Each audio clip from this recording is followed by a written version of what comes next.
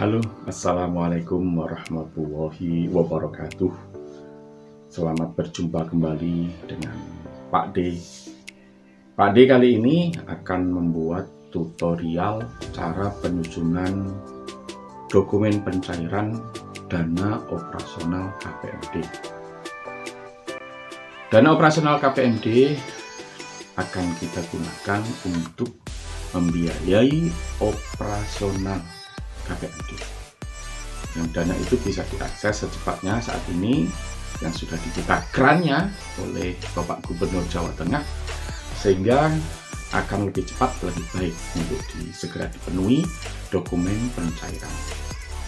Ada beberapa bagian yang perlu diperhatikan untuk penyusunan dokumen pencairan. Yang pertama adalah ditujukan kepada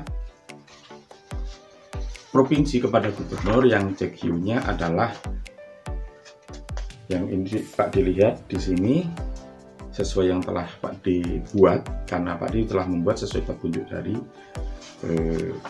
pihak gubernur. Kepada yang terhormat Bapak Gubernur Jawa Tengah, CQ Kepala Badan Pengelola Keuangan dan Aset Daerah. Nah, ini dibuat, kemudian ada beberapa rangkap. Yang pertama yang ditujukan asli ditujukan kepada Gubernur Jawa Tengah, CQ-nya Bapak Kepala Badan Pengelola Keuangan dan Aset Daerah. Itu asli. Penyusunannya ini ada beberapa bagian. Yang pertama cover dokumen pencairan. Yang kedua adalah permohonan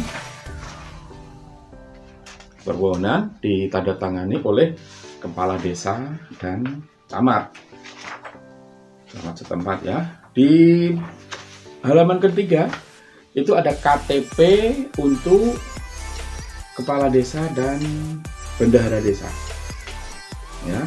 KTP kepala desa dan bendahara desa. Halaman berikutnya adalah fotokopi rekening kas desa yang telah dilegalisir dari bank. Kemudian ada kwitansi jumlah rencana 5 juta yang ada materainya, yang asli, yang ada materainya. Kemudian di bawahnya ada pernyataan kesanggupan dari kepala desa untuk menyalurkan dana bermaterai. Kemudian ada kesanggupan dari penanggung jawab kegiatan atau PK ya.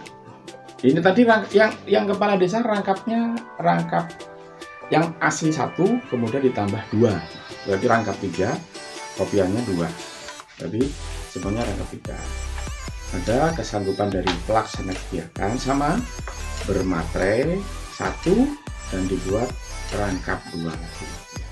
Kemudian ada lagi kesanggupan dari pernyataan dari koordinator KPMD bermaterai dan dibuat rangkap 2, kopiannya rangkap 2. Oke.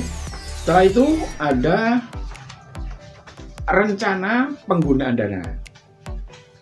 Yang tanda tangan adalah koordinator KPMD, pelaksana kegiatan, mengetahui kepala desa, dan diverifikasi oleh Kasih Permas kecamatan masing-masing.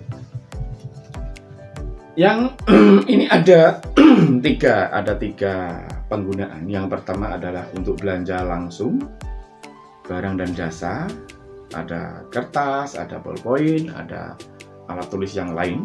Kemudian belanja cetak, penggandaan fotokopi dan macam-macam termasuk jilid, ada di bagian yang kedua.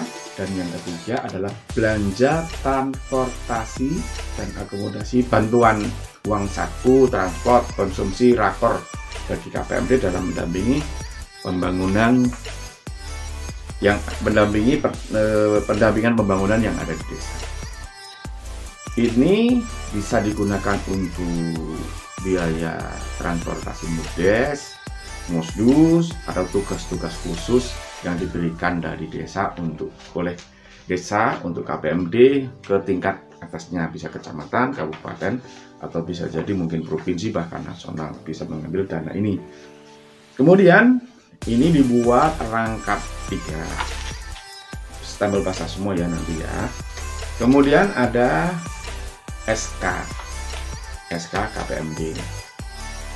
Yang menjadi agak ribet adalah SK KPMD kan berjalan hanya 1 tahun. Jadi ketika ada dana ini baru dibutuhkan. Maka dari itu bagi yang kemarin menjadi KPMD, coba Anda tanyakan ke pihak desa atau bisa jadi mungkin provinsi bahkan nasional bisa mengambil dana ini. Kemudian ini dibuat rangkap 3, stempel basah semua ya nanti ya. Kemudian ada SK KPMD. Yang menjadi agak ribet adalah SK KPMD kan berjalan hanya 1 tahun. Jadi ketika ada dana ini baru dibutuhkan. Maka dari itu bagi yang kemarin menjadi KPMD, coba Anda tanyakan ke pihak desa, dia bisa ke Pak Carik atau Pak Kadesnya, kira-kira masih SK KPMD yang tahun kemarin masih berlaku enggak. Kalau memang tidak berlaku, harus dimunculkan SK yang baru. Kemudian jika itu sudah yang asli tadi, rangkap berikutnya adalah untuk BPKAD.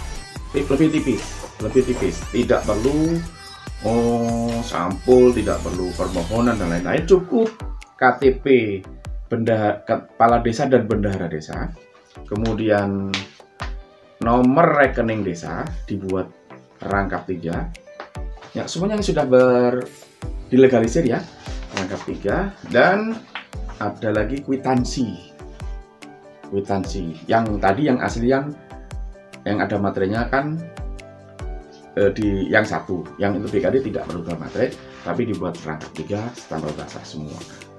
Kemudian dibuat lagi satu-satu, jadi tidak perlu dikopi, tidak ada kopiannya untuk kabupaten dan kecamatan, serta lagi persiapkan juga untuk arsip di desa. Ya, demikian yang bisa Pak D sampaikan cara penyusunan untuk dokumen pencairan. Jadi ada 4 bundle ya. Yang pertama yang saya dikelompokkan ya. Yang pertama untuk BPKAD, 1 bundle yang lebih tipis. Kemudian untuk yang asli yang semuanya bermaterai, untuk permas provinsi lebih tebal ya, beda-beda isinya, beda-beda. Kemudian untuk permas kabupaten ini semuanya satu-satu dan kecamatan, serta tambah 1 lagi ya ini untuk desa. Ya, demikian dari Pak D yang bisa Pak D sampaikan. Semoga bisa membantu untuk penyusunan dokumen pencairan untuk KPMD di Jawa Tengah. Harapan Pak D, semua teman-teman KPMD di Jawa Tengah guyup rukun untuk membangun desa kita masing-masing. Mari KPMD berperan untuk mendampingi Bapak Kepala Desa, juga untuk mendampingi BPD bisa menjalankan tugas dengan baik. Rutinitas apa sih pekerjaan KPMD? KPMD melekat sebenarnya setiap ada kegiatan, setiap ada satu hal yang ada di pojok desa. Mungkin kurang air, mungkin over air, ini bisa disampaikan ke kepala desa, rembukan bagaimana caranya, kemudian untuk legalitasnya kepada BPD, sehingga nanti akan dimasukkan ke dalam RKP, kemudian bisa masuk ke dalam KPPS. Demikian yang bisa Pak D sampaikan. Harapan Pak D ini semua bermanfaat. Ya, hidup lebih baik untuk KPMD di Jawa Tengah. Terima kasih. Wassalamualaikum warahmatullahi wabarakatuh.